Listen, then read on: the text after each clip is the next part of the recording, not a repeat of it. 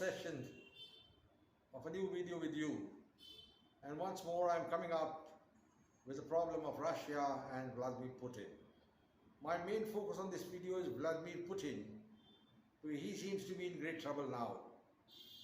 And I'm afraid he'll have to do something spectacular to get out of this predicament.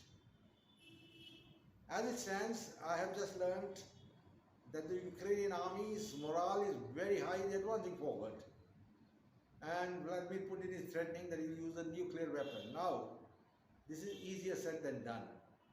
If you remember, the Second World War ended when 2 atomic bombs were thrown on Hiroshima and Nagasaki, and that was the end, and the Emperor Hirohito surrendered. And Japan was occupied by the American army.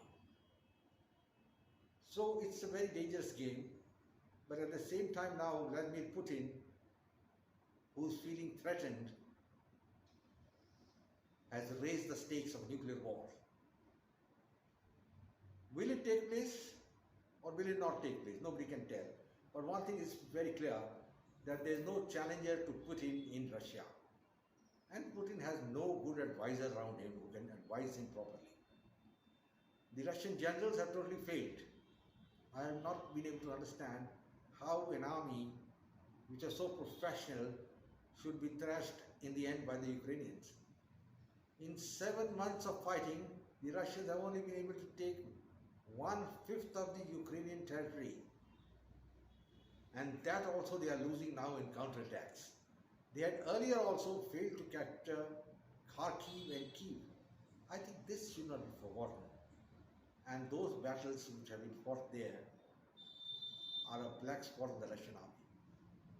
Now the reports which are coming out are very, startling, a little frightening as far as I'm concerned. There are some reports that the Russian soldiers are surrendering. And Vladimir Putin has, of course, brought in partial mobilization and collected 300,000 soldiers. But many of them have to be sent back home because they were unfit for combat. So we do not have the figures how many are really fit for combat. And many of the soldiers and men are just escaping across from Siberia to Alaska, and so many are trying to enter Georgia. Now this is not a good sign. It shows that the morale of the people is low and they are not enamored of Putin. Though Putin has a hardcore support group in Russia, no doubt about it, but to what use? And what is Putin going to do next? It's a Hobson's choice. America has not given up. They haven't said give up, hands up, and they are now stealing their resolve because they find they are on very firm ground. They helped defeat the Russian army in Afghanistan. But even at that time, this sort of situation never came. There was no mobilization, and Russia has mobilized only twice in the last 100 years. First was when they mobilized in the First World War during the attack of the Kaiser Wilhelm II, and the second was in 1941 when Hitler invaded Russia. So to have a mobilization, whether partial or otherwise now, is a very big thing, and I wonder if Putin really thought about it. Because the Russian people, they are wondering what's going on. I mean, in the sense, what's happening? Why is there mobilization? Why are we fighting in Ukraine? And why are we not winning? When all the time the Russians were saying, the Russian leadership was saying, we are very strong, we have a big army, we have got this thing, that thing.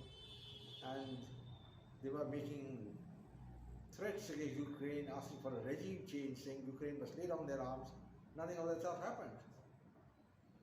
And the net result is that as far as world history will note, the Russians attack, took over, but now are being pushed back, and morale of the Russian army is low. That's number one.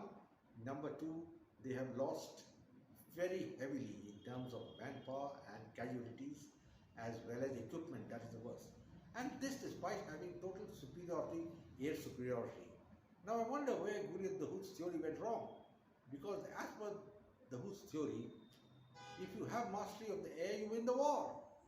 But the Russians had the mastery of the war. The Americans never enforced the no-fly zone over Ukraine, and still they haven't made any headway.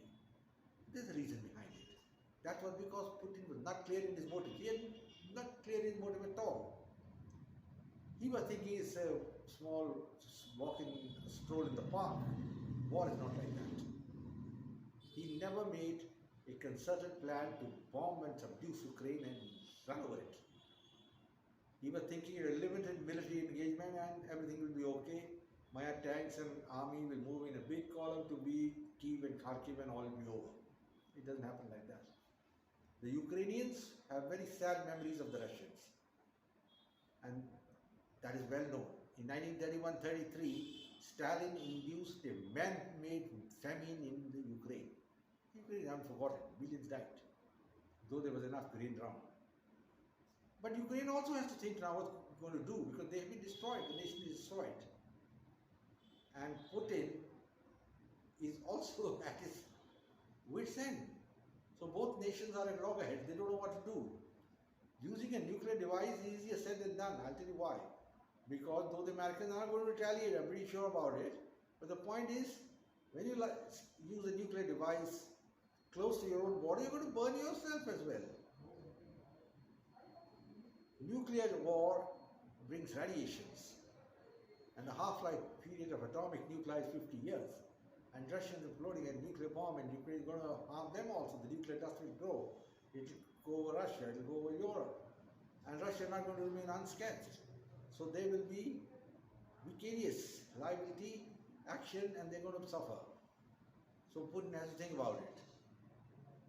I think I was listening to an interview by the president of Finland who had been meeting Putin, and he met him about 10 times. He said Putin has changed, particularly after the COVID epidemic.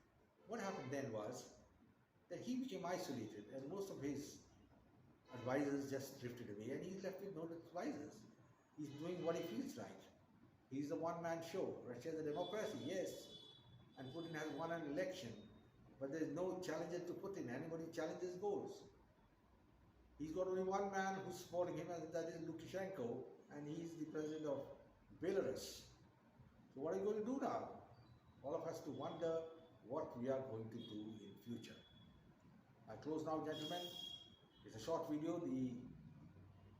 There is a lot of problem going on all over Ukraine, everywhere, and we'll have to see what happens in future. I close now and hope everything will be certainly fine, but not going to be easy. It's not going to be easy, certainly.